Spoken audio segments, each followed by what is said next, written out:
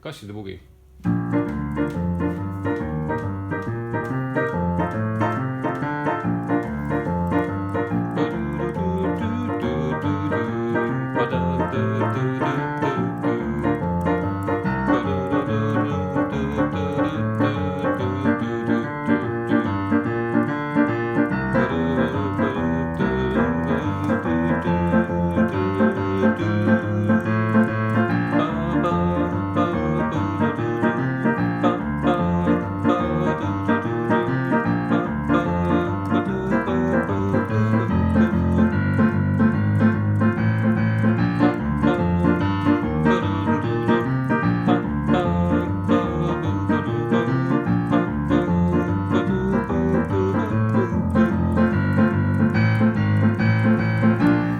Nii edasi.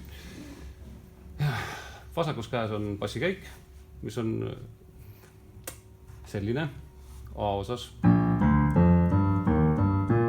Ta sobib nagu nende akordide peale, mis on siis helistiku esimene, 4., 5. aste.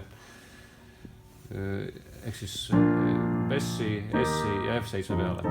Nüüd ma mängisin siin seda Bessi ja S-i, mängisin 3 kõladane F7 ja siis täpselt nii, nagu te olete mänginud 1-5-1 järgnevastes mingisugusel kujul. Hiljem oli D7, mis lahenes G-molli, või C7, mis lahenes F-i. Et katsuge nagu ise leida need 7 siis ülesse, võite vaadata video pealt või võite ka ise välja mõelda. Ja nüüd B-osa, see on see, mis algab D7-ga, see on 3. rida. Seal siis bassikäik peab natuke muutuma, et seal ei saa enam mängida 1, 3, 5, 6. Kuna see 6. aste on nagu natuke kummalisem, siis mängida lihtsalt 3 kõla üles alla.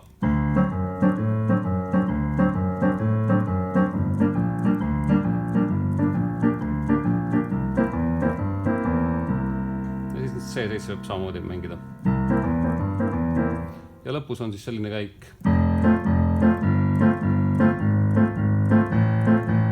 Bassi läheb kromaatiliselt üles.